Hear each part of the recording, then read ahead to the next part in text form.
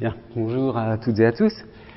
Alors, je rappelle donc le plan. Nous en sommes à la quatrième et dernière partie du cours de ce semestre consacré aux éléments de sémantique lexicale.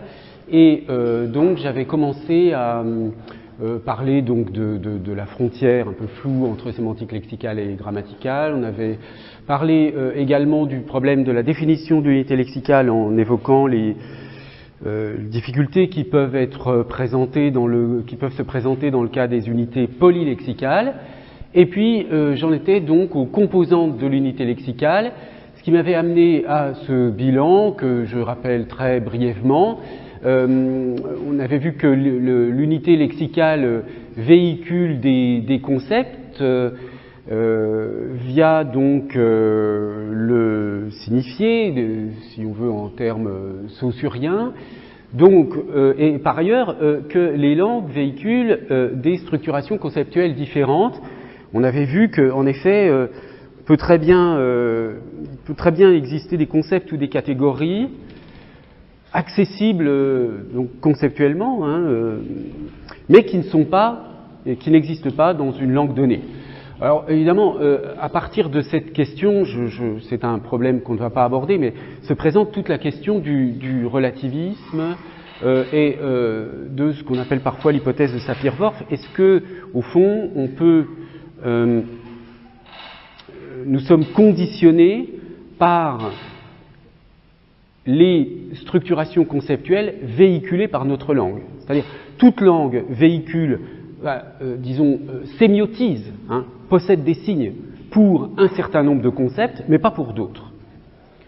Donc, d'une langue à l'autre, il y a des concepts qui sont sémiotisés ou non sémiotisés. Quelle différence cela produit-il? Est-ce que cela a une importance? C'est un sujet extrêmement vaste et difficile, dont j'aurai peut-être l'occasion de vous parler plutôt l'année prochaine en master, mais simplement, en tout cas, c'est une question qui se pose, qui est examinée notamment avec le cas des noms de couleurs. Par exemple, on sait que dans certaines langues, il n'y a pas le même nombre, d'une langue à l'autre, il n'y a pas le même nombre de mots pour désigner les couleurs. Je parle des termes de base. Eh bien, la question se pose de savoir si on perçoit les couleurs de la même façon, selon que notre langue possède, par exemple, un seul mot pour dire bleu, comme en français ou en anglais, ou bien deux mots pour dire bleu, comme en russe, où on a sini, goluboy, pour dire le bleu clair, le bleu foncé.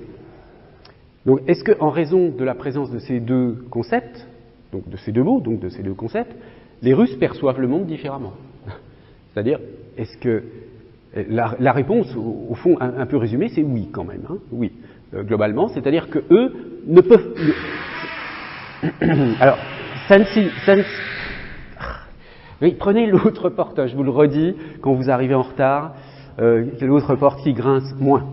Donc, ce qui se produit, c'est que évidemment, même si nous ne possédons pas deux mots différents pour dire bleu clair et bleu foncé, nous percevons malgré tout le bleu clair et le bleu foncé. Je veux dire, rien ne nous empêche de différencier ces deux teintes de bleu, d'accord? Mais la différence, c'est que les Russes ne peuvent pas ne pas la distinguer. Eux voient deux choses, voient deux couleurs différentes entre sini et goluboy. Ce sont deux couleurs différentes. Donc, c'est une distinction que leur langue les oblige à faire. Donc, c'est dans ce sens-là qu'il y a probablement quelque chose comme un conditionnement de notre perception de la réalité par les langues. Alors, produire et comprendre une unité lexicale, ces deux notions visent ici à introduire la notion de catégorie qu'on va approfondir. Catégories ou concepts qui sont donc des processus mentaux indépendamment des langues d'une certaine façon, mais il y a une articulation entre donc des concepts sémiotisés, non sémiotisés, etc., d'une langue à l'autre. Donc ce sont ces deux points que nous allons approfondir aujourd'hui, les notions de catégorisation et de dénomination, en commençant donc par la notion de dénomination. Alors, qu'est-ce qu'on appelle une dénomination? Là, les travaux de référence en français sont les travaux de Georges Kléber, et il introduit une distinction très claire entre dénomination et désignation. Ça, c'est une distinction qu'il faut comprendre et il faut que je vous explique. C'est au fond assez simple. Hein. L'idée, c'est que une unité lexicale, c'est donc une expression linguistique qui renvoie à quelque chose, hein, dans la réalité ou dans des représentations mentales, et que le sens de l'unité lexicale est codé. Qu'est-ce qu'on veut dire par codé? On veut dire qu'on a associé, on a pris l'habitude d'associer certaines catégories à certains mots, à partir de certains représentants de la catégorie. C'est-à-dire, je ne sais pas, quand vous êtes enfant, on vous montre une table, on vous dit table, bon, vous apprenez que cet objet-là particulier est une table. Et puis un autre objet, un peu différent, d'une autre couleur, d'une autre taille, c'est une table aussi. Donc petit à petit, vous construisez un concept général de table qui est associé au mot table. C'est codé, hein. Vous avez, il n'y a pas de lien, c'est une convention, un code qu'on accepte. Et par ailleurs, la dénomination, elle véhicule une présupposition d'existence. Donc, si je parle d'une table, de la table, je présuppose que quelque chose comme des tables existe. Bon, ça a des conséquences sur des questions qui nous concernent moins directement. Alors, la différence entre une dénomination et une désignation, ce sera par exemple la différence entre ophtalmologiste, qui est un mot, hein, une unité lexicale codée, et une désignation, un médecin spécialiste des yeux. Donc, ça désigne le même référent, mais ici, on a une expression compositionnelle. C'est une certaine sorte de médecin, un ophtalmologiste. Un médecin qui est spécialiste des yeux. D'accord?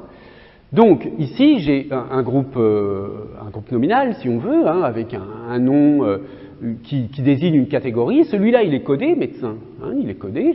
J'ai une catégorie médecin et j'ai une série d'opérations linguistiques qui me permettent de sélectionner un sous-ensemble parmi l'ensemble des médecins.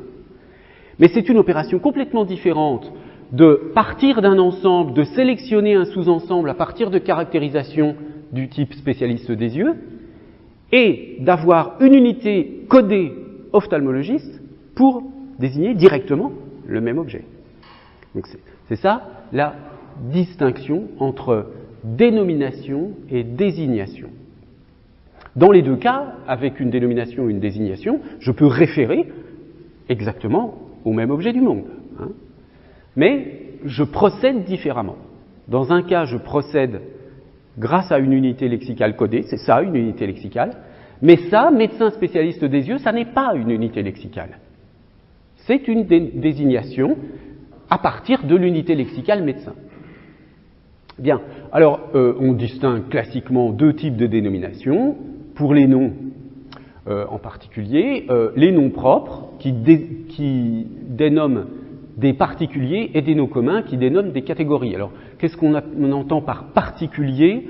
On entend par particulier au sens, disons, enfin, des singularités, des êtres ou des objets uniques, hein, qui sont singuliers, uniques, etc. Bon, un nom propre, je sais pas, type Victor Hugo, renvoie à une personne particulière. Alors que, donc, c'est une dénomination, Victor Hugo, hein, qui renvoie à un individu particulier. Comme Paris renvoie à une ville particulière, Lyon renvoie à une ville particulière, etc. Ce sont des dénominations pour les noms propres. Les noms communs, eux, renvoient non pas à des singularités, mais à des catégories. Donc, voilà, le mot table renvoie à l'ensemble, à une catégorie, l'ensemble des tables. Donc c'est une précision importante à donner, ça, par rapport à la définition générale plus approximative que j'ai donnée précédemment, en disant que toutes les unités lexicales véhiculent des catégories. Non. Seules les unités lexicales qui sont des noms communs renvoient à des catégories. Celles qui correspondent à des noms propres renvoient à des particuliers. Alors, encore une fois, il faut d'abord avoir bien en tête cette distinction avant de la compliquer. En grammaire, en linguistique, il y a toujours un deuxième niveau de lecture où ça se complique un peu. En réalité, on peut passer de l'une à l'autre. Hein.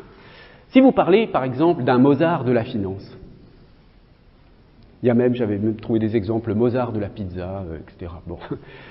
Qu'est-ce que vous visez? Bon, Mozart est un nom propre. Il renvoie aux célèbres musiciens, etc. Mais à partir de ce nom propre, vous pouvez fabriquer une catégorie. Vous pouvez c'est l'équivalent de génie, par exemple. Un Mozart de la finance, ce serait un génie de la finance, etc., etc. Donc, ce phénomène, on va le revoir, qui est ce qu'on appelle l'antonomase, la transformation d'un nom propre en nom commun. Mais qu'est-ce que ça signifie quand on dit la transformation d'un nom propre en nom commun? C'est la transformation d'une singularité en catégorie, en fait.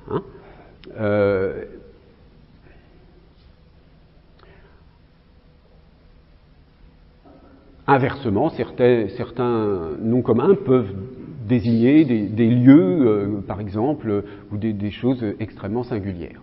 Ah bah oui, j'avais donné les exemples ici. J'avais oublié, le Mozart de la pizza, le Mozart de la politique, un Picasso, etc. Bon. On dira aussi, par exemple...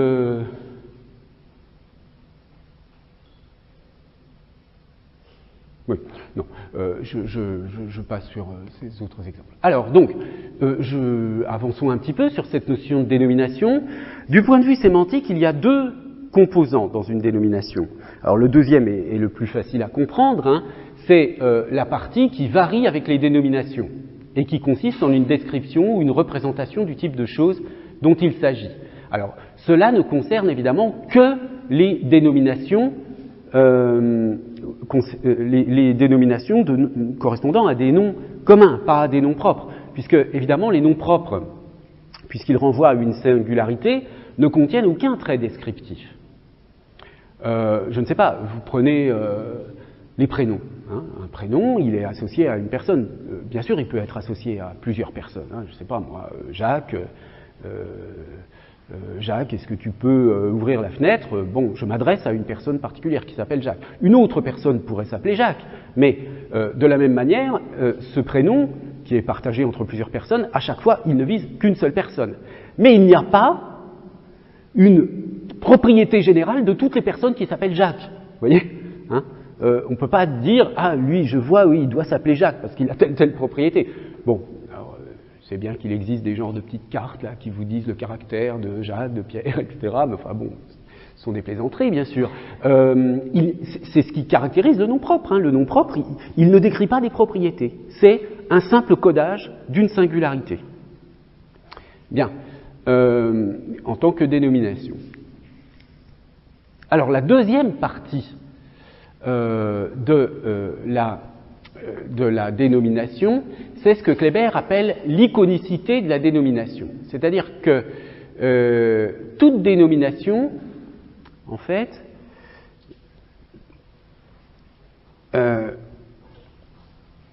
crée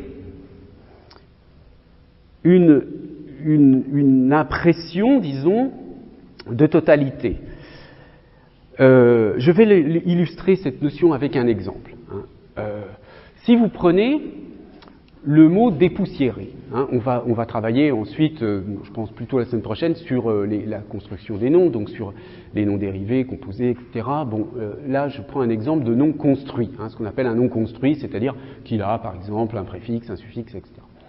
Bon, dépoussiérer. Quand vous prenez c'est une unité lexicale, codée, d'accord ? Donc elle est liée à une certaine signification. Bon. L'iconicité, je vous le répète, prenez l'autre porte si vous devez arriver en retard. L'iconicité de la dénomination, ça vise à dire que bien qu'on puisse décomposer là des et poussière, et puis le verbe qui est dérivé, j'ai malgré la présence de ces différents constituants dans le sémantisme du mot, j'ai une sorte d'unification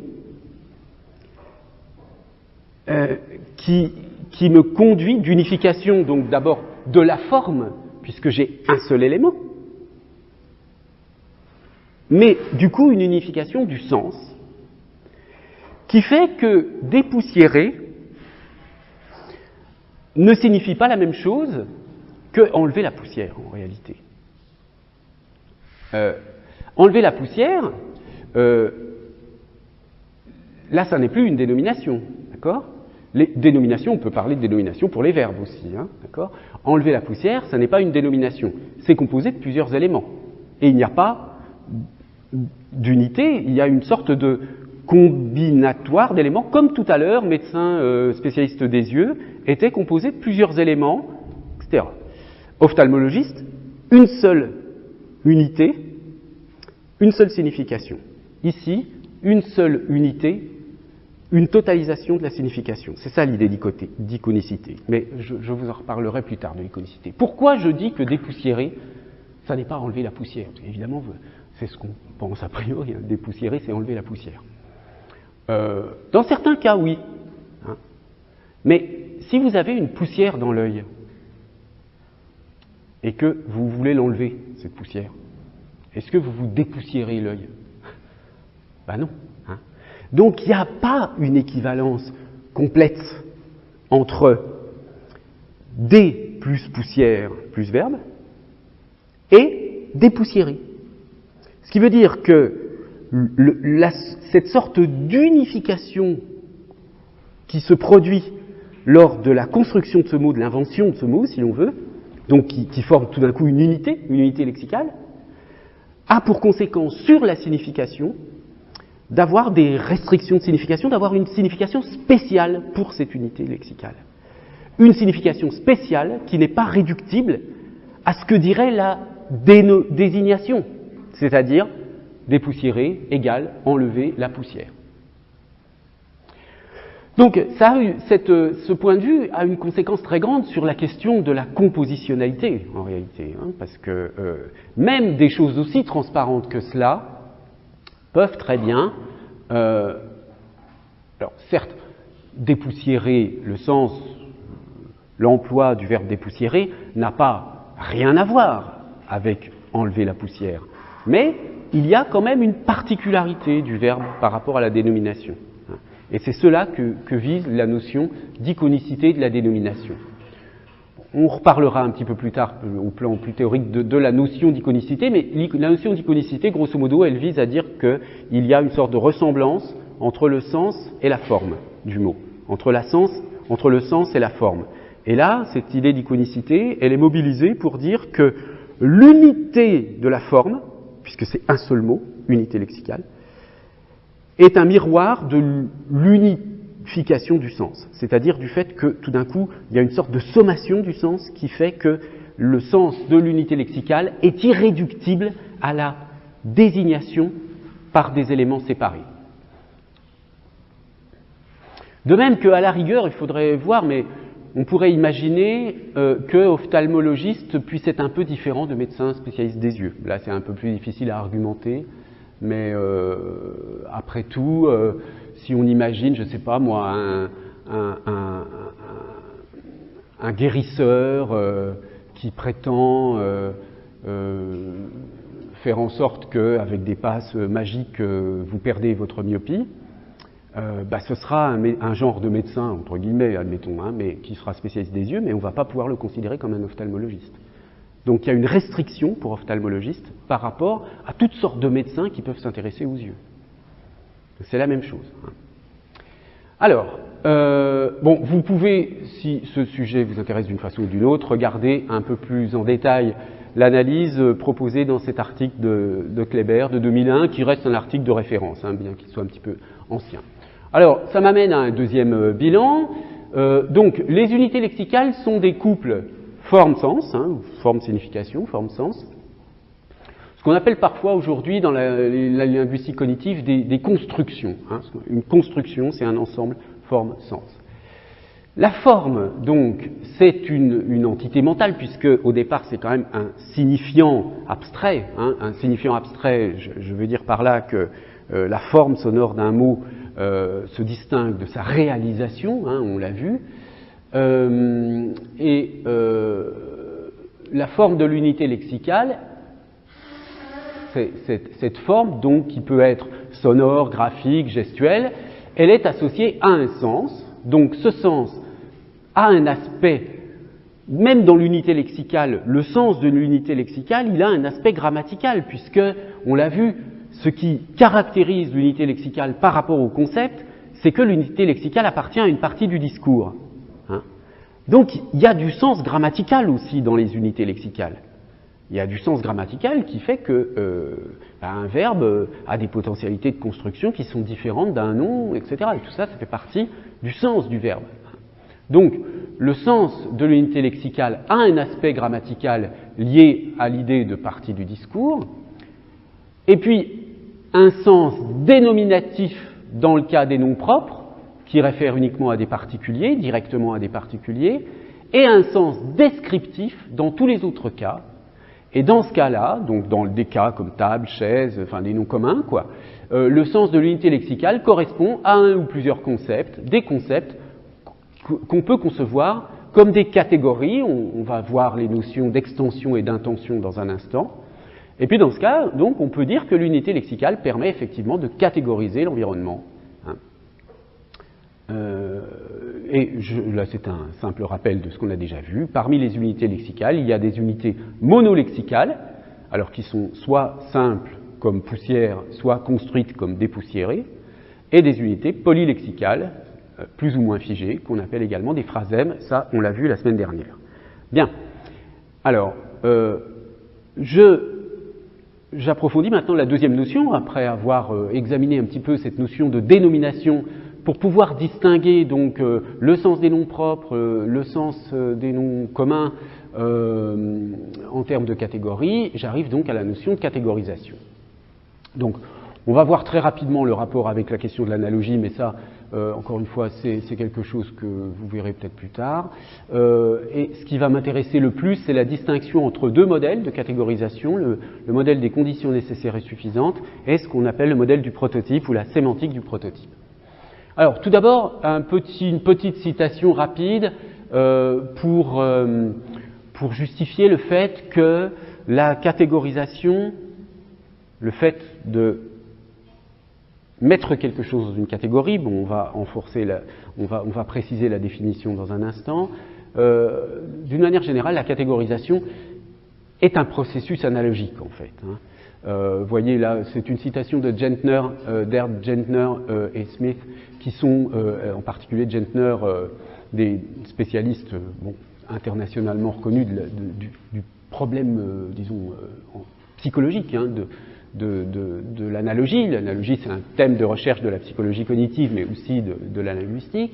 Donc le raisonnement analogique, la capacité de percevoir et d'utiliser des similarités relationnelles entre deux situations ou deux événements, est un aspect fondamental de la cognition humaine. En effet, un certain nombre de chercheurs suggèrent que c'est le mécanisme cognitif crucial qui distingue la cognition humaine de celle d'autres espèces dotées d'intelligence. C'est un processus central dans la découverte scientifique, dans la résolution de problèmes, aussi bien que dans la catégorisation et dans la prise de décision. Donc, il y a un lien entre analogie et catégorisation, la catégorisation étant un cas particulier d'un processus très très fondamental qui sert à toutes sortes de choses dans la vie humaine, qu'est donc l'analogie. Alors, précisons maintenant, qu'est-ce au juste que la catégorisation ?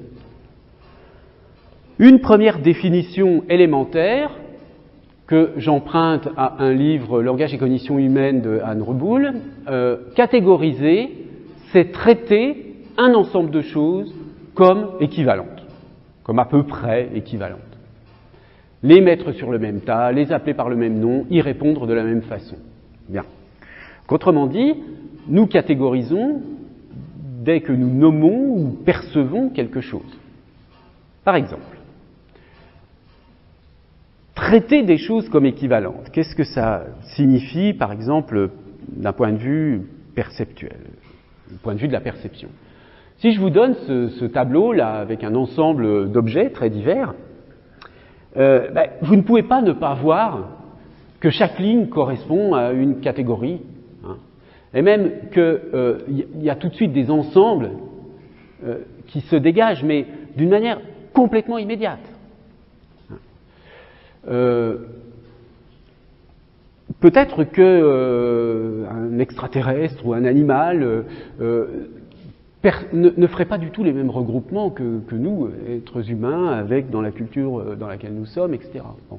Donc là, vous voyez que bon, il y a une ressemblance visuelle évidente, mais entre la ressemblance, elle est très grande entre ici la rangée, enfin la ligne des pommes et la ligne des tomates. Hein, bon, les couleurs sont pas terribles hein, sur cette diapositive, mais bon, ce sont bien ici des tomates qui devraient être un peu rouges. Et vous avez les poires au milieu, donc là, bon, voilà, on a trois catégories, hein, les pommes, les poires, les tomates, mais on a aussi une grande catégorie qui est celle des fruits. Et puis, on aura peut-être à l'intérieur une catégorie où on associera plus volontiers, tout au moins dans certaines cultures, les pommes et les poires, hein, qui sont plus des fruits qu'on mange dans les mêmes circonstances que les tomates qui sont mangées, non pas comme dessert, disons, mais d'une autre façon. Ensuite, vous avez ici des animaux, bon, ce sont des reproductions en plastique, hein, ça se voit, mais avec différentes sortes d'animaux, des vaches, des chiens, des chevaux, ici des tasses et des voitures. Bon, donc c'est ça la catégorisation, on voit une série d'objets qui peuvent avoir des points communs, mais des différences. Il n'est pas certain, enfin, je veux dire, pour qu'une machine reconnaisse que cet objet-là appartient à la même catégorie que cet objet-là, il faut lui apprendre beaucoup de choses à cette machine, hein, pour qu'elle ne confonde pas, ou ce serait pire encore pour la distinction des différentes sortes d'animaux, ou la distinction entre la poire et la pomme, etc. Bon, il y a des propriétés qui peuvent être des propriétés comment dire, de surface, hein. Par exemple, on va dire, voilà, la poire, elle a telle couleur, elle a telle forme, elle sert à telle chose, un ensemble de propriétés. Bien. Alors c'est précisément cela que l'on examine en général lorsque on parle des catégories. Mais il y a un problème, c'est que l'apparente évidence des catégories n'est en effet qu'une apparence. Alors il y a un travail très célèbre et ancien, mais classique, c'est pour ça que je vous le signale, de William Leiboff, qui porte sur qui consiste en une étude de certains récipients. Alors il s'est posé la question fondamentale de savoir quelle est la différence entre une tasse et un bol, en gros. Hein. Comment on catégorise un objet comme étant une tasse ou un bol? Bon. Grande question métaphysique, hein. Où est la frontière entre la tasse et le bol? Bon. Alors, il a fait une étude tout à fait sérieuse qui a permis de montrer, si vous prenez 100 anses, là, le problème est plus facile à résoudre. Mais si vous prenez des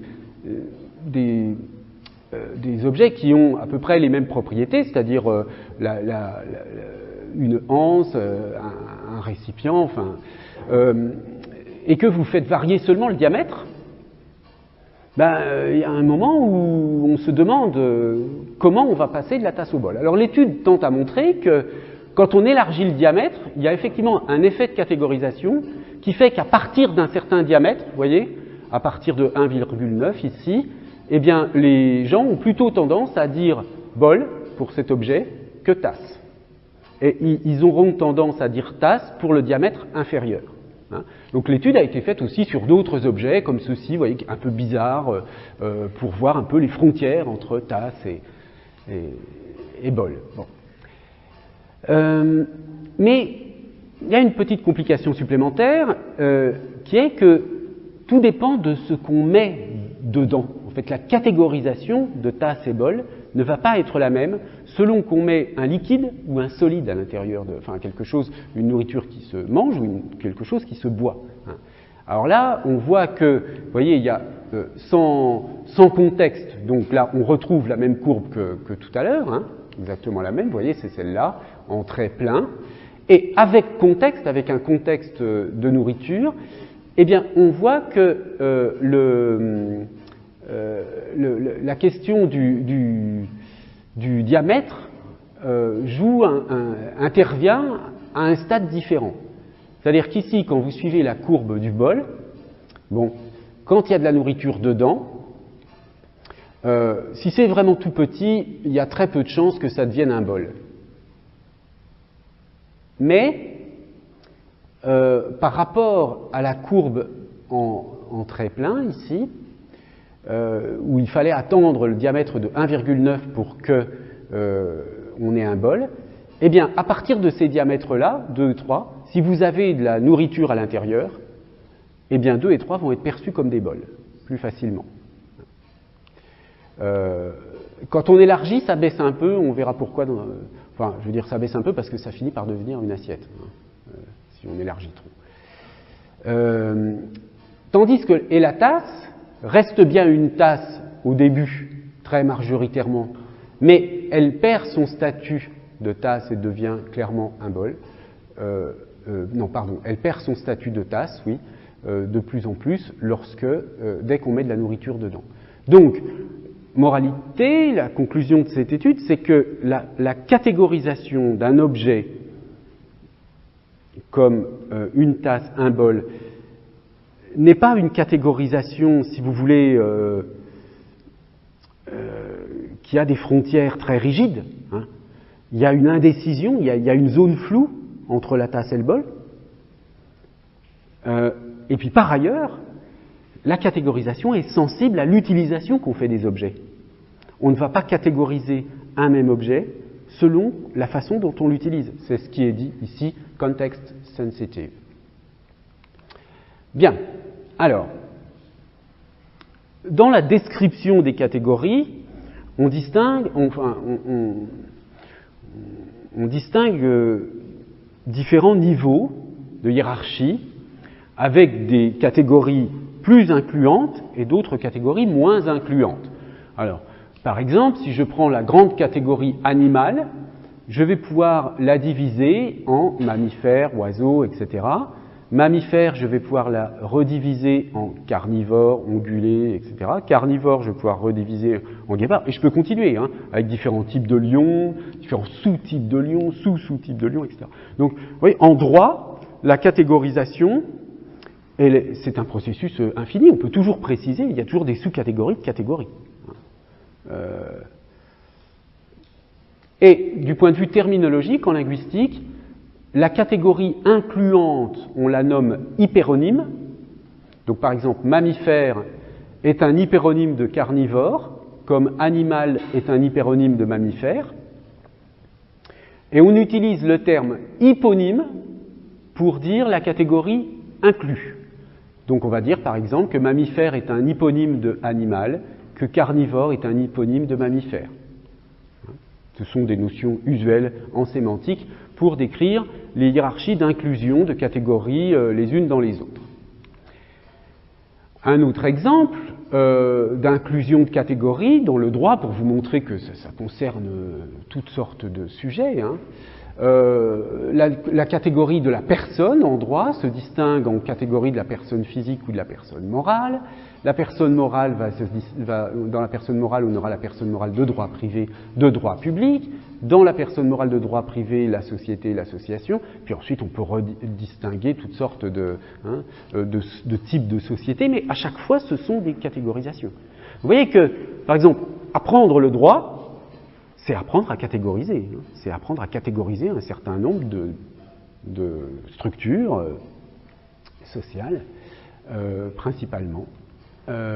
Alors, pour définir les catégories, deux concepts sont utilisés qui sont là vraiment les concepts classiques qui sont même utilisés en logique, hein, qui sont les catégories d'extension et d'intention. Alors, je prends un exemple d'abord non linguistique pour bien vous rappeler les choses élémentaires. Si je prends l'ensemble des nombres pairs, hein, je peux les définir de deux façons suivantes, de ces deux façons suivantes, de deux façons. Je peux d'abord les définir par une sorte de formule. C'est une définition dite en intention. Je dis que l'ensemble des nombres pairs, c'est l'ensemble des entiers naturels, donc petit n appartenant à n, tel que il existe P appartenant à n avec n égale 2P, c'est-à-dire bon, un nombre qui peut être un multiple de 2. Bon, Donc ça, c'est une définition dite en intention, avec un S, hein, intentionnel avec un S, qu'on appelle aussi en compréhension. Vous voyez que c'est une caractérisation abstraite de la catégorie. On donne une propriété, en fait, hein, une propriété, une caractéristique, une propriété. Et puis, donc ça c'est la définition dite en intention ou en compréhension. Et puis ensuite, il y a une deuxième façon de définir cet ensemble par une simple énumération. C'est quoi l'ensemble des nombres pairs? C'est l'ensemble 0, 2, 4, 6, 8, etc. Je vais donner, mais je peux mettre des points de suspension pour dire que ça va jusqu'à l'infini. Ici, j'ai fait une énumération et j'ai donné l'extension de l'ensemble, c'est-à-dire l'ensemble de tous les éléments qui appartiennent à la catégorie. Hein. Je définis la catégorie en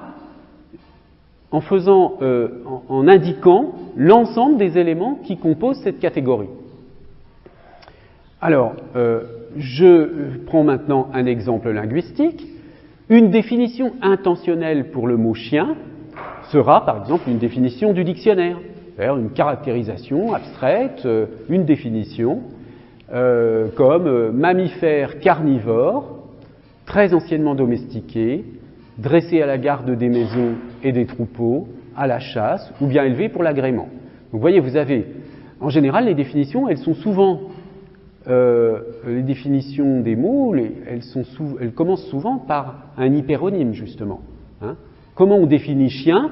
On définit d'abord par mammifère. Et ensuite, on va donner des précisions qui vont dire à quelle sous-catégorie de mammifère correspond la catégorie chien. Donc on va donner des propriétés. On va dire qu'il est carnivore, première propriété. On va dire qu'il est très anciennement domestiqué, deuxième propriété, etc., etc. Un certain nombre de propriétés. Et puis, une définition par extension, ce sera de dire que qu'est-ce que c'est qu'un chien? Ça c'est un chien, ça c'est un chien, ça c'est un chien, ça c'est un chien, tout ça, tous ces êtres-là, ce sont des chiens. Donc je définis par extension, en montrant un ensemble d'éléments qui appartiennent à la catégorie. Alors il y a une loi très importante qu'on appelle la loi de Port-Royal. La loi de Port-Royal, qui est la loi suivante: l'intention et l'extension varient en proportion inverse. Ça, c'est une découverte du XVIIe siècle, donc, ça probablement plus antérieure, mais elle a été formulée très clairement, et on y fait référence à partir des grammairiens et logiciens de Port-Royal au XVIIe siècle. Qu'est-ce que ça signifie? L'intention et l'extension varient en proportion inverse. Ça veut dire que pour une catégorie quelconque, si j'augmente l'intention, je vais diminuer l'extension, et inversement, si l'extension est grande, l'intention va être petite. Pourquoi? Eh bien, prenez l'exemple du chien de tout à l'heure. Hein.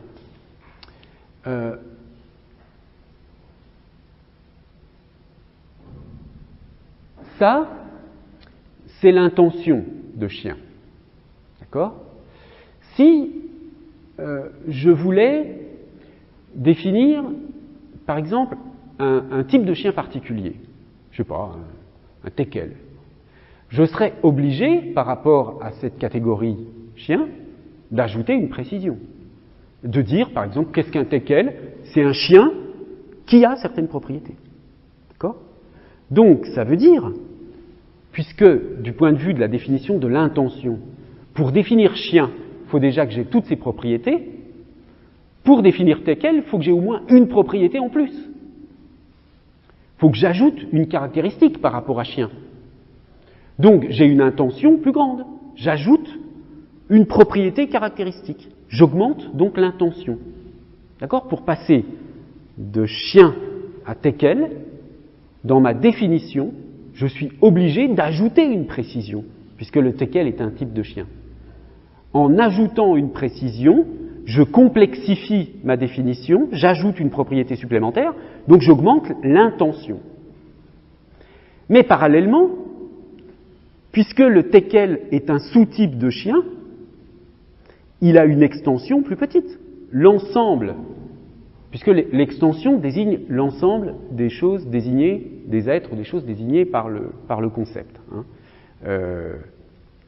L'extension de chien est forcément plus grande que l'extension de teckel, puisque même s'il y a dans le monde un nombre infini de teckel, cet infini est forcément plus petit que le nombre infini de chiens, puisque tous les teckels sont des chiens. Bon.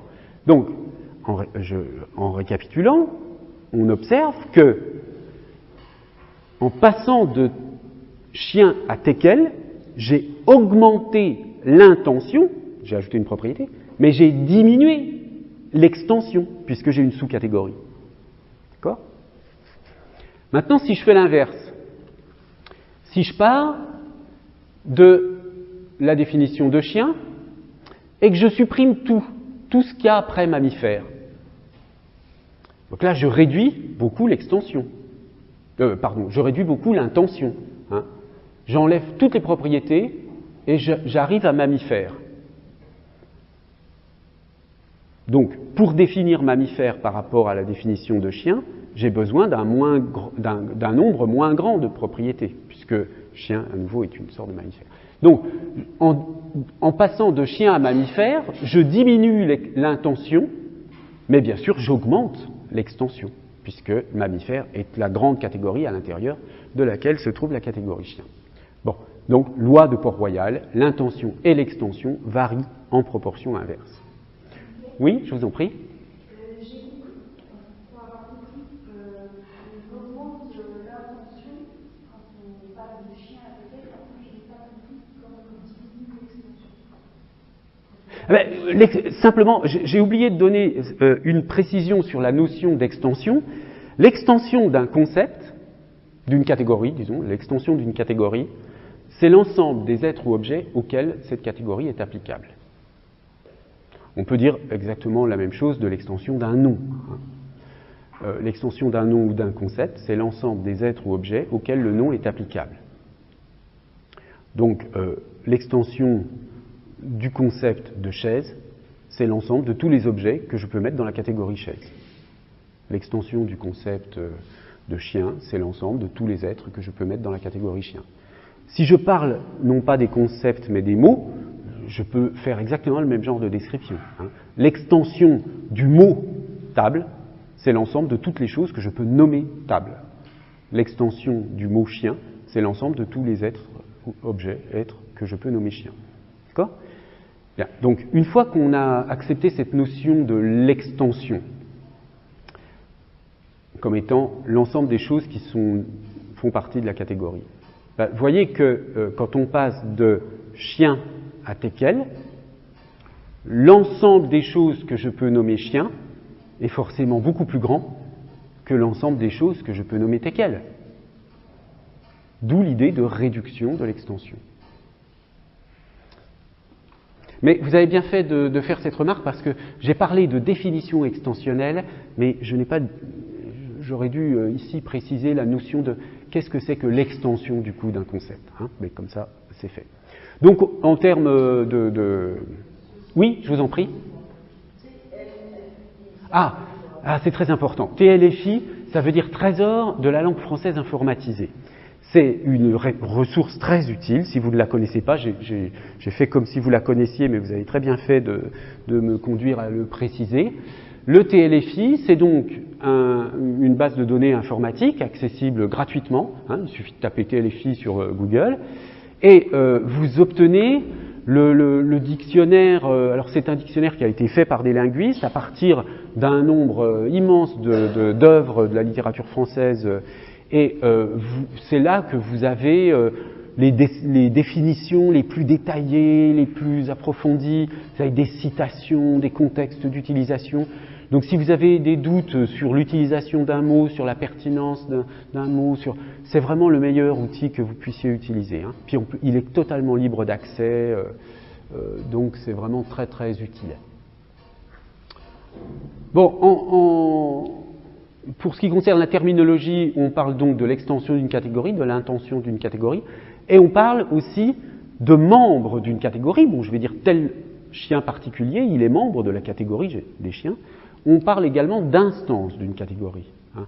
Ça, c'est un anglicisme un peu, mais on parle de membre ou d'instance d'une catégorie, hein, c'est-à-dire quelque chose qui appartient à une catégorie. Alors, maintenant, voyons comment on a l'habitude de définir les catégories. Je l'ai suggéré un petit peu tout à l'heure en parlant des fruits, etc. Il y a une première façon de catégoriser qu'on appelle traditionnellement le modèle aristotélicien ou le modèle des conditions nécessaires et suffisantes. L'idée, c'est que on va définir la catégorie par des propriétés que vont posséder tous les membres de la catégorie.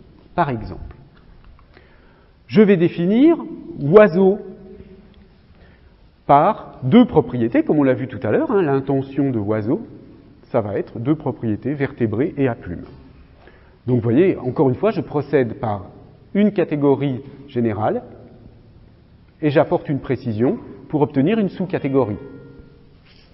Là, pour reprendre ce que je disais tout à l'heure, vertébré à plumes, c'est une désignation, oiseau, c'est une dénomination.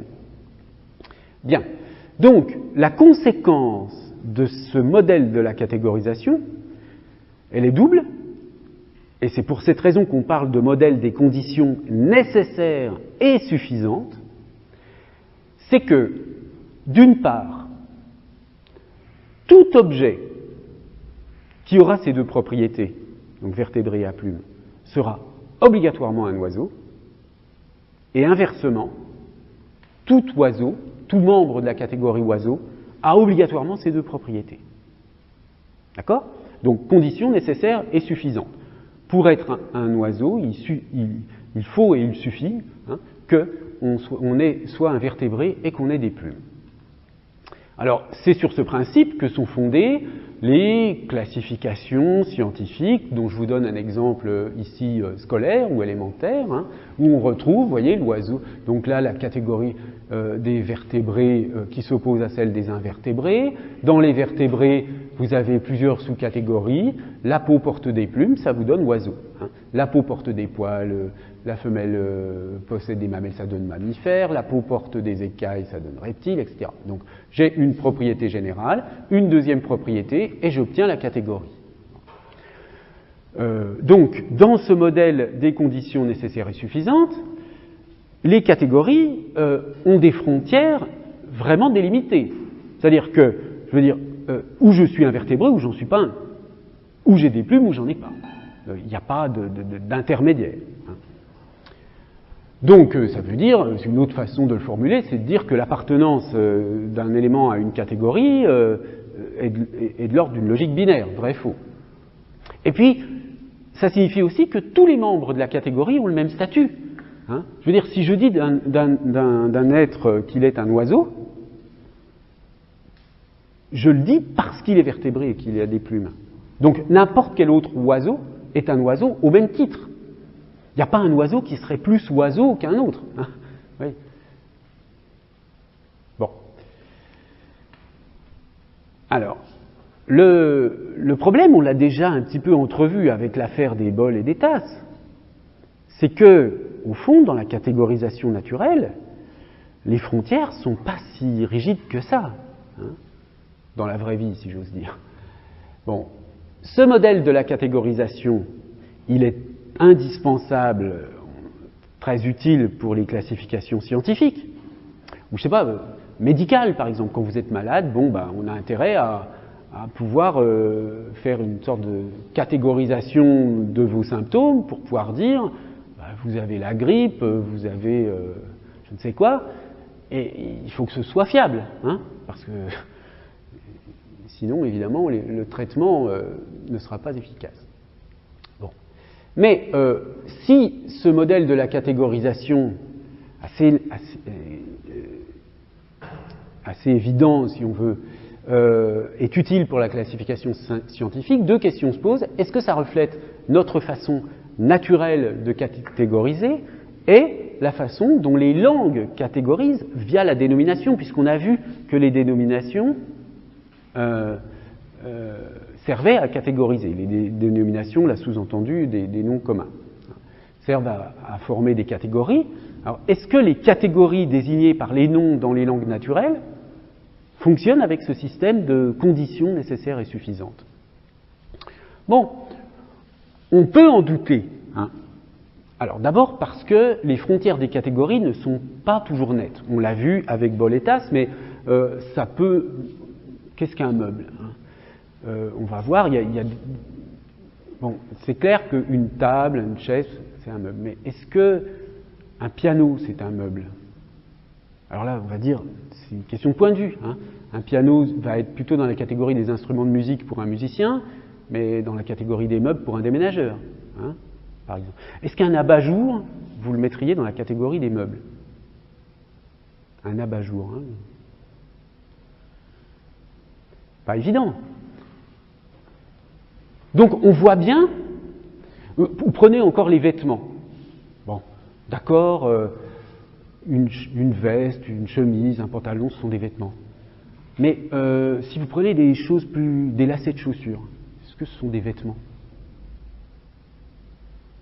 Je veux dire, si vous avez oublié des lacets de chaussures, est-ce qu'on va vous dire « Ah, tu as oublié ce vêtement ?» Très bizarre. Même une ceinture qu'on met... Alors tout ça, je sais bien, maintenant, on met dans la catégorie accessoires, qui veut tout et rien dire dans les sites Internet qui vendent Les sites Internet qui vendent toutes sortes de choses, des meubles, des vêtements... sont obligés de résoudre des problèmes de catégorisation très importants, parce que si on veut trouver ce qu'on cherche, et s'ils veulent que le client trouve bien la chose dont ils veulent acheter, il faut que le système de catégorisation soit assez naturel. Bon, est-ce qu'une ceinture, c'est vraiment un vêtement? Alors, oui, mais on voit bien que, de même que l'abat-jour est moins un meuble qu'une table, d'une certaine façon, la ceinture, on sent bien qu'elle est moins un vêtement qu'une veste ou un pantalon. Encore une fois, si vous avez oublié votre ceinture, quelqu'un vous dira pas « Ah, tu as oublié ce vêtement ». Alors que si vous avez oublié une veste, « Ah, tu as oublié ce vêtement ». On pourra le dire. D'accord ? Donc, mettre ceinture dans la catégorie vêtements, c'est un peu limite. Mais on va le mettre dans quelle catégorie ? Vous vous doutez bien que la catégorie accessoire, et c'est une catégorie d'invention très récente, c'est une espèce de solution commerciale pour mettre tout ce qu'on ne sait pas où mettre. Et puis, par ailleurs, certaines propriétés, on peut le voir, on le verra sur certains exemples, ne sont pas toujours vérifiées. C'est difficile d'avoir des propriétés qui marchent pour tous les éléments de la catégorie selon la façon dont on envisage la catégorie. Oui, je vous en prie.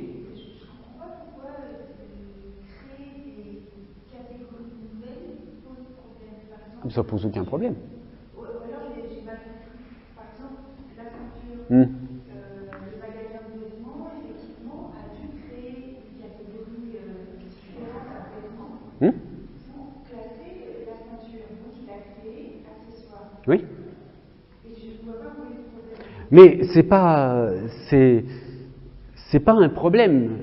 Mais est-ce que accessoire va être une catégorie à l'intérieur, donc par exemple d'un site qui vend des vêtements? Donc ça sous-entend que c'est une sous-catégorie de vêtements.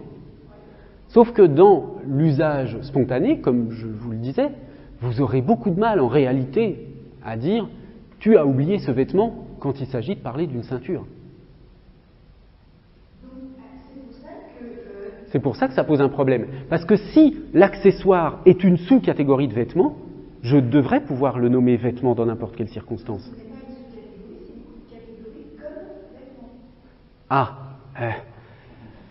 C'est tout le problème. Parce qu'un dictionnaire qui va définir ceinture ne va pas mettre vêtement. Ben c'est sûr que si vous regardez, il faudrait vérifier, oui. Il faudrait vérifier, enfin je sais pas, on peut faire du fast-checking si vous avez Internet, vous pouvez vérifier sur le TLFI quelle est la définition de ceinture. Ça m'étonnerait qu'on parle de accessoire, qu'on le définisse comme un type d'accessoire. On va dire objet qui, je ne sais pas, il faudrait vérifier, on va vérifier ce que c'est qu'une ceinture exactement. Mais ce que je veux dire simplement pour l'instant, c'est que on peut très bien utiliser à bon escient le mot ceinture dans toutes sortes de circonstances, sans en avoir une définition très stricte, au fond, en termes de est-ce que c'est un vêtement, pas un vêtement. On s'en fiche, on n'a pas vraiment besoin de savoir cela. Donc, autrement dit, on utilise une autre façon de dire la même chose, mais en prenant par l'autre bout, on utilise très spontanément la catégorie vêtements, sans avoir une idée claire des frontières de la catégorie. D'accord ? Ce que je veux simplement montrer avec cet exemple, c'est l'idée que les frontières de la catégorie vêtements sont floues.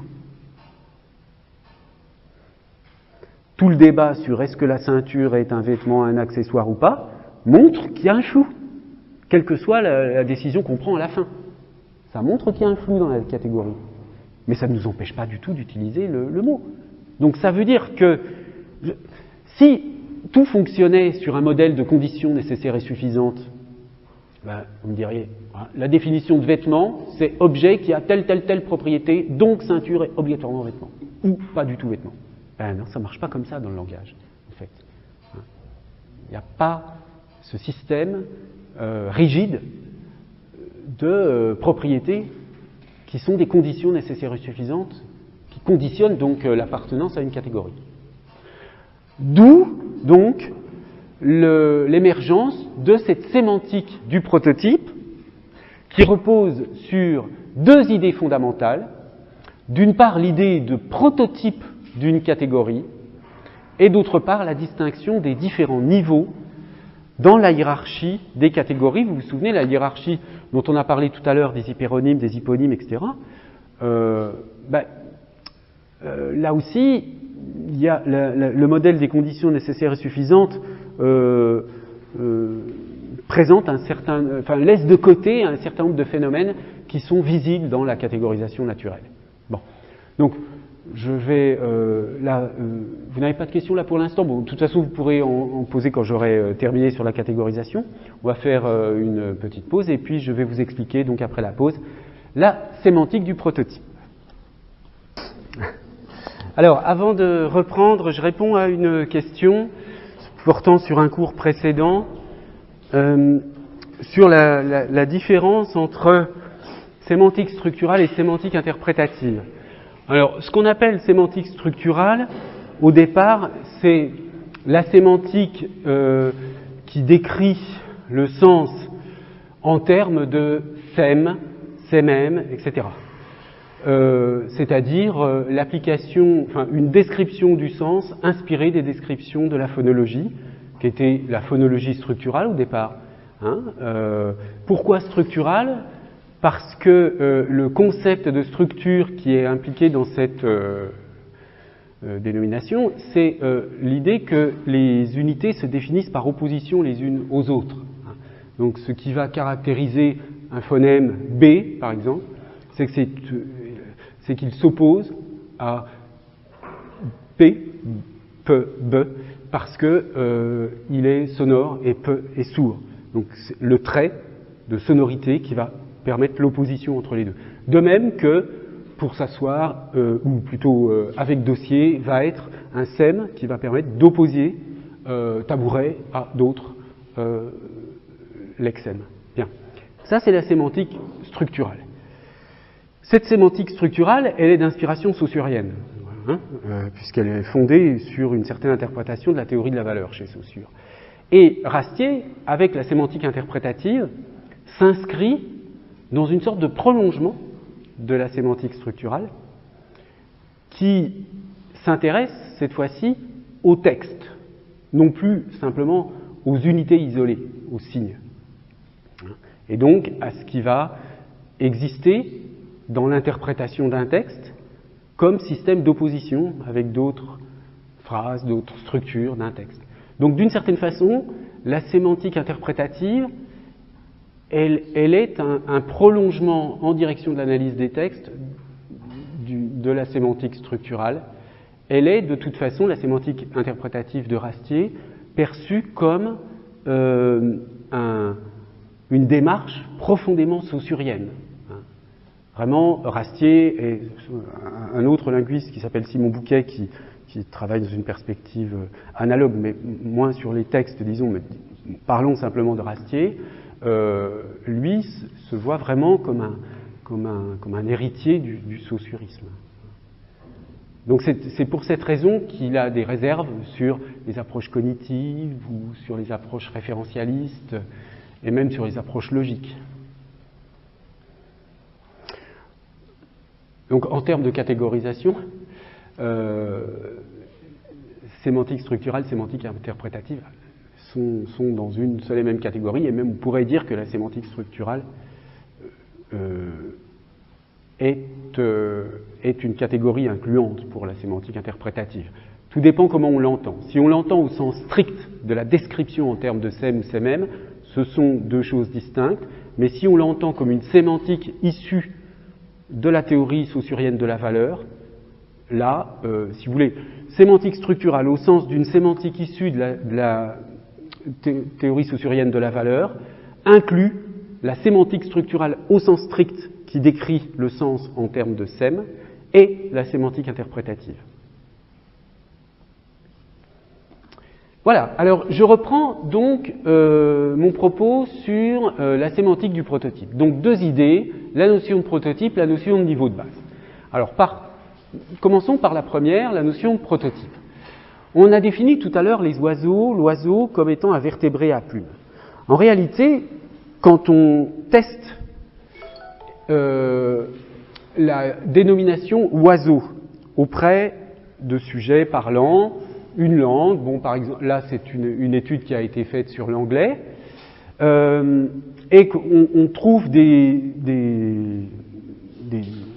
on développe des techniques, des méthodologies, pour, je vais vous éclairer la méthodologie avec l'exemple suivant plutôt. Mais bon, admettons qu'on ait une certaine méthodologie qui permette de savoir ce que les gens considèrent facilement comme un oiseau.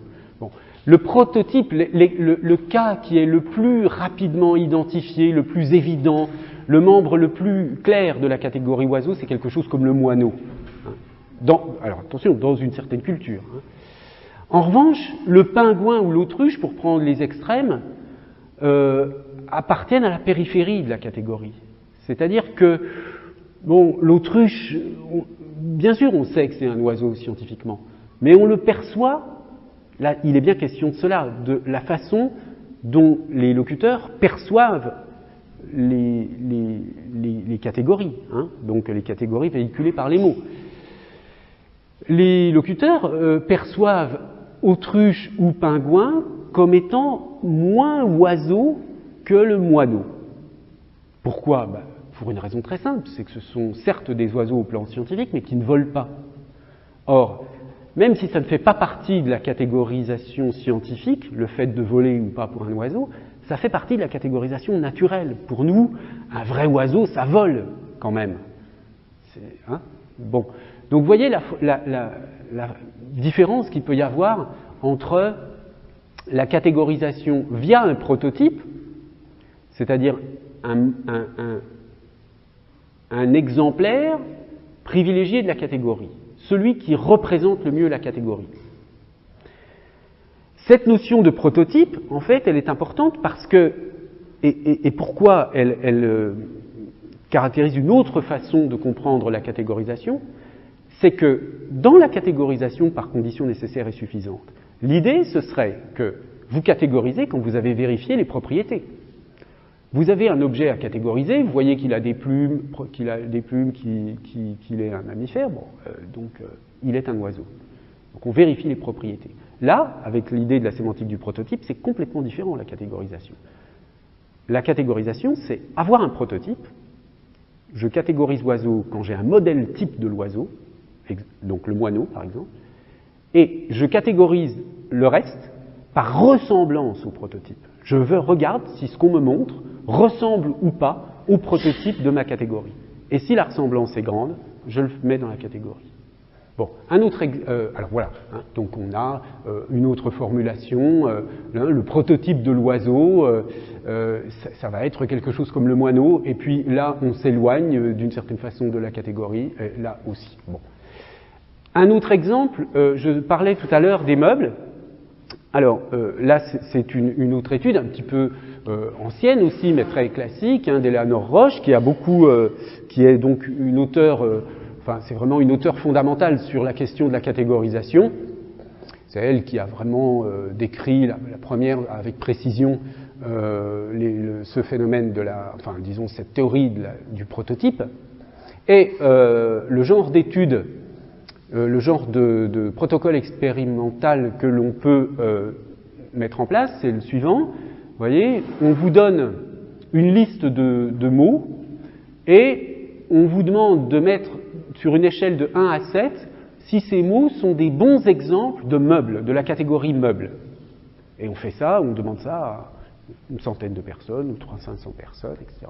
Les résultats de l'étude sont ici. Vous voyez que chaises, tables, canapés sont assez centraux dans la catégorie. Donc il n'y a pas un membre prototypique, hein, il peut y avoir plusieurs prototypes. Mais en revanche, la télévision, le réfrigérateur, sont vus comme des meubles très périphériques. Une autre méthodologie consiste à demander à des gens, écrivez le plus vite possible un grand nombre de noms de meubles. Alors ils écrivent, et puis on se remarque qu'il y a toujours dans les listes qui sont données, chaises, tables, etc., mais il y aura rarement réfrigérateur ou... Si vous demandez à quelqu'un, donne-moi 2 noms de meubles, la personne vous répond frigo, télévision, c'est très bizarre. Ou alors il raconte sa vie, hein, je ne sais pas, mais bon, bref. Donc on a des méthodes qui permettent de montrer que la catégorisation naturelle par les mots est une catégorisation à partir de prototypes, et donc, donc dans ces catégories naturelles, par opposition à la catégorisation scientifique, dans ces catégories naturelles, tous les membres de la catégorie ne sont pas équivalents. Certains sont de meilleurs représentants de la catégorie que d'autres. Et les meilleurs représentants de la catégorie, c'est ceux-là qu'on appelle les prototypes. Donc la catégorisation se fait par similarité avec le prototype et non plus par la vérification d'un certain nombre de propriétés définitoires de la catégorie. Alors maintenant, il y a la deuxième idée, donc ça c'est la notion de prototype et de similarité, de catégorisation par similarité avec le prototype, et la deuxième idée, c'est l'idée que les niveaux ne sont pas équivalents dans la hiérarchie. Alors, vous vous souvenez tout à l'heure quand je vous ai montré les sous-catégories, alors je vais revenir à cette diapositive, voilà, quand je vous ai montré cette façon de hiérarchiser les catégories, au fond, je vous l'ai dit, on peut aller encore plus loin, on peut subdiviser, on peut trouver toujours des sous-catégories, etc. Et dans ce type de description, qui correspond bien à la description par propriété, par conditions nécessaires et suffisantes, quel que soit le niveau dans la hiérarchie des catégories, tous les mots ont le même statut. Ils sont d'une part hyperonymes de certaines catégories qu'ils incluent, et ils sont hyponymes de catégories plus incluantes. Hein. Donc au fond, une catégorie a toujours une catégorie plus vaste au-dessus et une catégorie plus étroite au-dessous. Hein. Sauf peut-être des noms extrêmement généraux comme choses, êtres, qui sont les plus générales. Hein. Mais n'importe quel objet précis, vous dites un verre, bon, il y a on peut dire des différents sous-types de verres. Hein. Un ordinateur, voilà, ne serait-ce que la sous-catégorisation Mac, PC, etc. Bon, on peut toujours trouver des sous-catégories. Et il n'y a pas du tout l'idée que, certains niveaux dans la hiérarchie catégorielle ont eu un statut différent d'autres. Alors, dans la sémantique du prototype, les choses sont différentes. On a un niveau de base qui va être le niveau, je vais y revenir, mais le plus élémentaire, celui qui est suscité le plus facilement, qui est le plus naturel, etc. Et à partir de ce niveau de base, il y a un niveau au-dessus, un niveau au-dessous, ou plusieurs niveaux au-dessus, plusieurs niveaux au-dessous. Donc un niveau superordonné ou supraordonné, animal par exemple, pour chat, chien, etc. Et puis un niveau infraordonné qui va être teckel, caniche, dalmatien, etc. Par exemple, ça signifie que si on vous montre une image d'un chat et qu'on vous demande « qu'est-ce que c'est ça ?», vous aurez tendance à dire spontanément « c'est un chat ».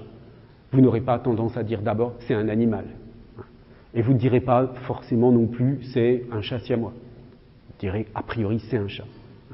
Donc dans les différents niveaux de catégorisation, les tailles des catégories, si vous voulez, hein, l'extension des catégories, est-ce qu'elles ont une extension plus grande ou plus petite, on a tendance à privilégier une certaine dimension de catégorie, qu'on appelle ici celle du niveau de base. Alors, bon, pour les animaux, vous voyez, le niveau superordonné, c'est animal, le niveau de base, ça va être chien, par exemple, et le niveau subordonné, ça va être le type de chien. Pour les fruits, le niveau superordonné, ça va être fruit. Le niveau de base, c'est pomme, et le niveau subordonné, golden. Tout à l'heure, dans le grand tableau que je vous ai montré, où il y avait des lignes de pommes, de poires, etc., je vous aurais montré une case où il y avait une poire, par exemple. Je vous aurais demandé ce que c'est, vous m'auriez dit, vous ne m'auriez pas dit c'est un fruit, vous auriez dit c'est une poire. Hein. Et vous n'auriez pas non plus dit c'est une Williams ou c'est un type de poire. Pour les meubles, même chose, on a le niveau superordonné qui est meuble, le niveau de base qui est chaise, et le niveau subordonné qui va être les types de chaises. Il peut y avoir des niveaux, évidemment, en dessous, hein, des sous-types de chaises pliantes, ou alors au-dessus, là, des catégories encore plus générales, mais ce qu'on appelle le niveau superordonné, subordonné, c'est à partir de ce niveau-là, c'est à ces deux niveaux-là que s'oppose le niveau de base. Donc, quelques citations pour préciser cela. Les objets basiques, donc du niveau de base, hein, sont les catégories les plus inclusives dont les membres ont un certain nombre de propriétés. Donc, ils possèdent des nombres significatifs d'attributs en commun, des nombres significatifs d'attributs en commun. C'est-à-dire, les chiens, ils ont un nombre significatif d'attributs en commun qui les caractérise comme chiens. Les animaux, est-ce qu'ils ont un nombre significatif d'attributs en commun ? C'est moins évident. Ils ont des programmes moteurs qui sont semblables les uns aux autres, c'est-à-dire lorsque j'interagis avec l'objet désigné par le nom, est-ce que ça me caractérise un certain type de comportement, hein ? Ils ont des formes similaires et peuvent être identifiés à partir de formes moyennes des membres de la classe. Donc ça, c'est une citation de Roche. Alors on va préciser un petit peu ces notions. Donc, quand on compare le niveau de base et le niveau subordonné, donc qui est en dessous, hein, qu'il s'agisse du niveau de base ou du niveau subordonné, on peut considérer que ces membres ont une gestalt semblable, c'est-à-dire gestalt c'est une forme en allemand, ça renvoie à une théorie qu'on appelle la théorie de la forme, théorie de la gestalt, gestalt théorie, qui est une sorte de théorie de la perception, enfin peu importe. L'idée c'est que quand vous prenez des chiens, ils ont quand même des caractéristiques globales communes immédiatement perceptibles. Hein, ça se traduit par le fait que si on vous dit dessine un chien, bon, que vous soyez bon dessinateur ou mauvais dessinateur, vous allez dessiner quelque chose. Vous pouvez dessiner un chien.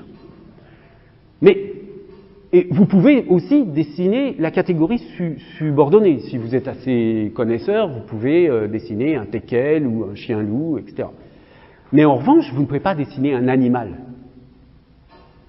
Un animal, en général, on ne peut pas dessiner un animal. On dessinera forcément un chien, un chat, etc. Donc, l'animal n'a pas une gestalt qui lui est propre. Tandis que, au niveau de base et au niveau subordonné, les catégories ont toutes les deux une forme perceptible qui est caractéristique. Et ce qui va distinguer le niveau de base du niveau subordonné, c'est que le niveau de base, c'est le niveau le plus général pour lequel vous gardez cette gestalt, cette possibilité de dessiner, si on veut. Si vous allez au-delà, vous êtes dans animal, par exemple, au lieu de chien ou chat, etc., et là, vous perdez la gestalt. Donc, ce qui distingue le niveau de base du niveau subordonné, c'est que le niveau subordonné n'est pas le niveau le plus abstrait, le plus général, qui conserve la possibilité de la gestalt. Et donc, ce qui définit le niveau de base, c'est que vous montez en abstraction, généralité, jusqu'à ce que vous...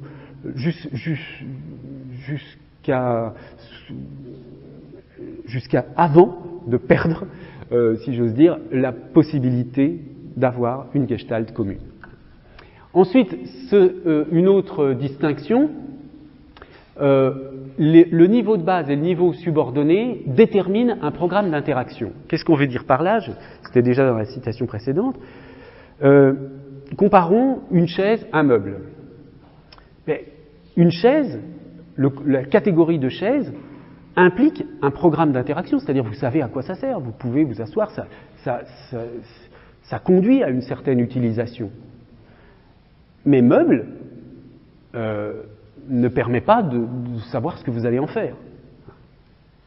Il n'y a pas de programme moteur qui convient pour meuble. Alors, sauf, vous allez me dire, effectivement, pour un déménageur qui, lui, se contente de les transporter. Mais, encore une fois, là, c'est quand même un point de vue très particulier. Même chose pour le niveau subordonné. Si vous parlez d'un type de chaise, je ne sais pas, une chaise de bureau, bon, là, il y a aussi un programme d'interaction. Donc, il y a un programme d'interaction pour le niveau de base et le niveau subordonné, mais pas pour le niveau superordonné. Par ailleurs, le niveau de base, c'est celui qui est le plus rapidement identifié. Donc, quand on vous montre des images aux gens et qu'on demande ce que c'est, à quelle catégorie ça appartient, ou qu'est-ce que c'est, ça, voilà, des épreuves toutes simples de dénomination d'images, on remarque que les personnes utilisent d'abord le niveau de base. C'est aussi le niveau qui est appris le plus tôt par les enfants. Et puis, enfin, le niveau de base est neutre. Ça signifie que lorsqu'on emploie une unité lexicale de niveau subordonné ou superordonné, eh bien, on doit avoir une bonne raison. Alors, je vous donne un exemple, une citation d'Anna Wierzbicka, qui est donc une spécialiste de sémantique et qui a travaillé un peu sur ces questions. Donc, voici ce qu'elle dit pour expliciter l'idée que le recours à un niveau autre que le niveau de base doit être justifié par le contexte.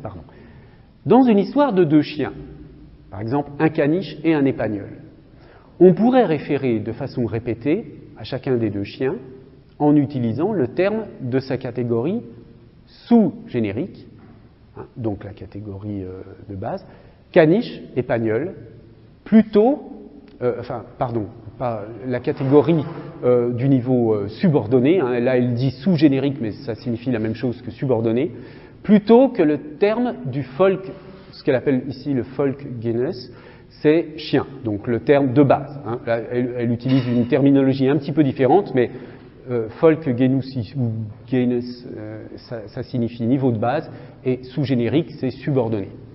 Donc, on pourrait référer de façon répétée à chacun des deux chiens en utilisant le terme de sa catégorie subordonnée, caniche épagnol, plutôt que le terme du niveau de base chien, afin de distinguer les référents l'un de l'autre. Donc, si j'ai deux chiens, un caniche, un épagnol, je suis obligé de dire le caniche faisait ça, l'épagnol répondait ça, etc. Enfin, répondait. Le terme épagnol, quand il est employé seul, véhicule le trait différent sur certains points de ce qu'on pourrait imaginer en voulant imaginer un chien. C'est-à-dire que si vous parlez d'un épagnol, c'est que le fait que vous disiez épagnol plutôt que chien doit avoir une signification. En d'autres termes, quand il est employé, le terme souligne le caractère spécial du référent. Cet accent mis sur le caractère spécial du référent est parfaitement compréhensible dans un contexte contrastif, une histoire de deux chiens, mais il n'y a pas de risque de confusion. Mais s'il n'y a pas de risque de confusion, comme dans une histoire qui parle d'un chien, il n'est pas naturel et est stylistiquement marqué. Autrement dit, s'il n'y a pas de raison particulière, vous utiliserez plutôt le terme de base et pas un terme subordonné.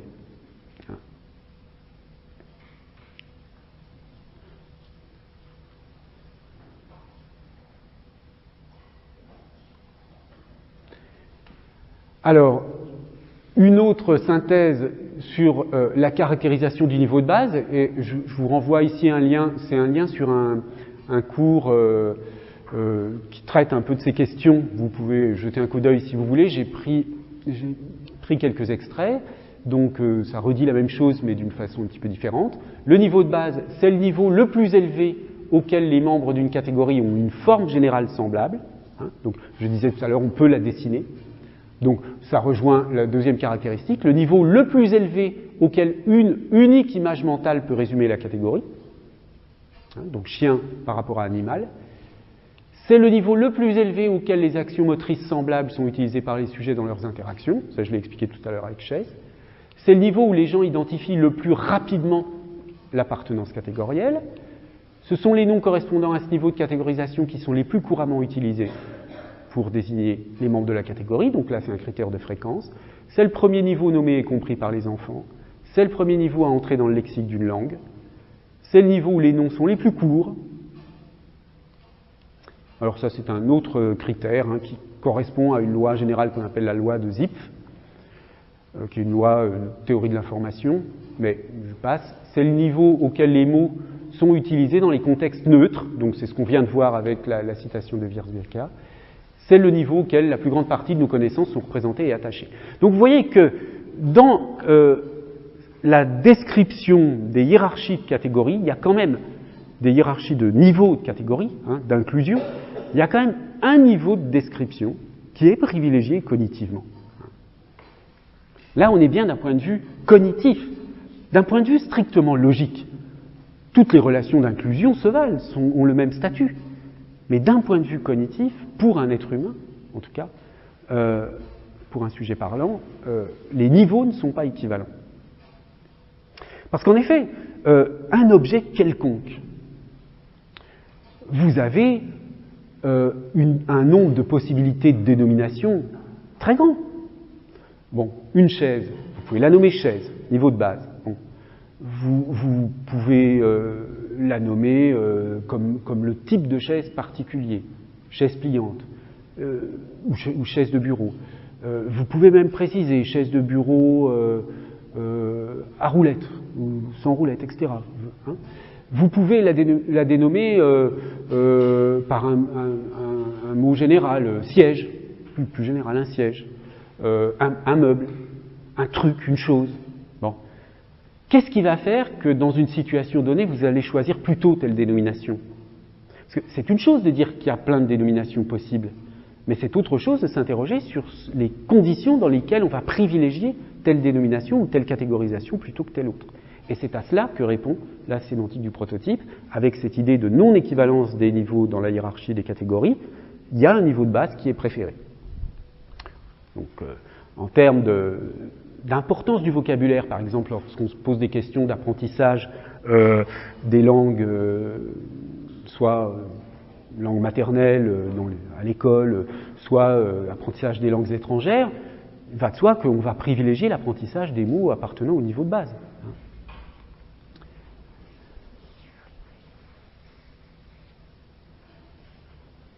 Donc le niveau de base est fondamental à la fois du point de vue de la perception, de sa fonction, de sa communication et de l'organisation des connaissances. C'est une autre façon de synthétiser toutes ces caractéristiques que j'ai énoncées précédemment. Quelques exemples là que j'ai trouvé un exemple architectural d'application. Voyez que pour une ville, le niveau de base va être ville, le niveau subordonné va être le nom de ville particulière, la ville de Québec, la ville de Dijon, la ville de Paris, Et puis, le niveau subordonné va être milieu urbain. Pour un bâtiment comme une église, le niveau de base va être église, le niveau subordonné, superordonné va être monument religieux, et le niveau de base va décrire, le niveau subordonné, pardon, va décrire par exemple l'église particulière dont il s'agit, ou alors église romane, etc., etc. Mais il est clair que si je vous montrais une image d'église, vous diriez c'est une église, vous ne diriez pas c'est un bâtiment ou c'est une église romane, enfin, ou alors. Bon.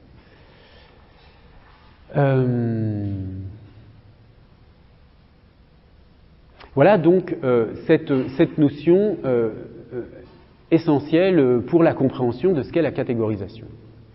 Oh, qu'est-ce qui se passe là? Je suis revenu là. Bon, donc, pour résumer les thèses principales de la sémantique du prototype. D'une part, la catégorie a une structure interne prototypique, donc il y a un prototype. Le degré de représentativité d'un exemplaire, donc d'un membre de la catégorie, on peut dire aussi exemplaire de la catégorie, correspond à son degré d'appartenance à la catégorie. Donc le degré de représentativité, c'est est-ce qu'il est plus ou moins prototypique. Les frontières de la catégorie sont floues, forcément, puisque c'est une question de plus ou moins grande similarité avec le prototype. Les membres d'une catégorie sont donc regroupés selon ce qu'on appelle, en s'inspirant de Wittgenstein, une ressemblance de famille, et non pas par des propriétés communes à tous les membres. L'appartenance à la catégorie s'effectue sur la base du degré de similarité avec le prototype. Et la catégorisation s'effectue de façon globale, c'est-à-dire vous percevez immédiatement l'élément comme faisant ou pas partie de la catégorie. Vous n'analysez pas l'objet ou l'entité pour voir quelles sont ses propriétés et ensuite vérifier si l'objet appartient à la catégorie donnée en fonction de ses propriétés. Donc, je termine ce cours par ce bilan sur la catégorisation. La catégorisation est donc une opération fondamentale de la cognition humaine qui joue un rôle essentiel au plan linguistique. Alors, deux remarques. Qu'est-ce qui se passerait si on ne catégorisait pas? Si tout d'un coup on avait une maladie qui nous empêchait de catégoriser? En réalité, tous les objets nous paraîtraient comme différents les uns des autres, sans relation. Autrement dit, deux grains de sable seraient deux objets complètement différents dont on ne verra pas le lien. Il n'y avait pas la catégorisation. Dès que vous voyez le lien, que vous mettez deux choses dans un même ensemble, vous faites une catégorie. Mais ça, c'est pas automatique. C'est une opération. Enfin, je veux dire, c'est pas automatique. Je veux dire, c'est pas nécessaire. C'est parce que notre système cognitif est fait ainsi. D'où cette idée de Lakoff. Sans la capacité de catégoriser, nous ne pourrions pas fonctionner du tout, ni dans le monde physique, ni dans nos vies sociales ou intellectuelles. Sans la catégorisation, on ne peut plus rien faire. Mais inversement, la catégorisation vous empêche de percevoir la singularité des choses. C'est-à-dire que on a tendance, du coup, en raison de cette espèce de tendance naturelle à catégoriser, on a tendance à voir tout être ou tout objet comme un membre quelconque d'une catégorie, et non pas comme un être ou un objet singulier. Quand vous vous promenez dans la rue, que vous voyez des gens, que vous ne connaissez pas, vous les voyez, évidemment, dans des catégories du type homme, femme, brun, blond, grand, petit, gros, maigre, enfin des sortes de catégories générales. Et la personne, aussi singulière soit-elle, si vous ne la connaissez pas, vous la voyez dans une catégorie générale, comme membre quelconque d'une catégorie générale. L'accès à la singularité, pour les personnes, il est réservé, je sais pas, aux membres de sa famille, à quelques personnes très choisies, et encore, même vos parents, par exemple, peuvent être dans la catégorie générale des parents. Ils agissent comme des parents, par exemple. Donc, pour les êtres, l'accès à la singularité est très entravé par nos capacités de catégorisation. Et pour les objets, c'est un peu la même chose. C'est exactement la même chose. Je vois votre trousse, mademoiselle, c'est votre trousse singulière. Pour vous, elle a une signification, c'est la vôtre et tout. Mais pour moi, je la vois comme un exemplaire quelconque de la catégorie des trousses dans laquelle on met des stylos, des crayons, etc. Je vois vous voyez, vous percevez tout ce qui vous entoure comme des membres quelconques de catégorie générale. Bon. Et là, dans le monde des objets, disons, ce qui permet d'aller vers un accès à la singularité, ben, c'est l'œuvre d'art. Hein. C'est l'œuvre d'art qui, elle, tente d'accéder à une forme de singularité, mais elle aussi, elle peut rebasculer dans la catégorisation, puisque une œuvre, quelle qu'elle soit, va appartenir à un courant, à une esthétique, et tout d'un coup, elle va être à nouveau catégorisée comme membre quelconque d'une catégorie générale. Donc vous voyez qu'il y a une sorte de malédiction, si j'ose dire, de la catégorisation qui nous rend aveugles à la singularité. Et c'est tout un travail mental, psychologique, etc., que d'accéder à cette singularité. Oui ?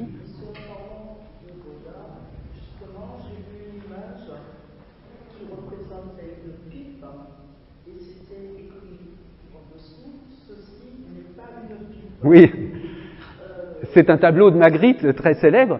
Oui, alors là, c'est un jeu, enfin bon, voilà, sans entrer dans le détail de l'analyse de ce tableau, c'est simplement pour dire, ça n'est pas une pipe, c'est un dessin d'une pipe. Hein.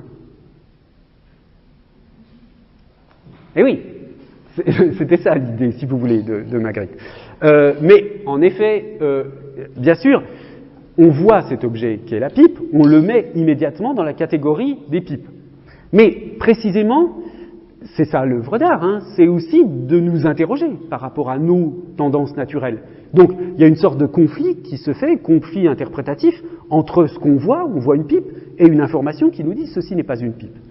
Et la résolution de ce problème va être dans l'idée de, oui, en effet, ceci n'est pas une pipe, c'est une représentation d'une pipe. Donc c'est une manière artistique, mais là je réduis un petit peu la portée de ce tableau, mais c'est quand même, on peut le voir un peu comme ça, c'est une manière artistique de montrer la différence entre le monde et les représentations. Très bien, eh bien si vous n'avez pas de questions, je vous dis à la semaine prochaine. Merci de votre attention.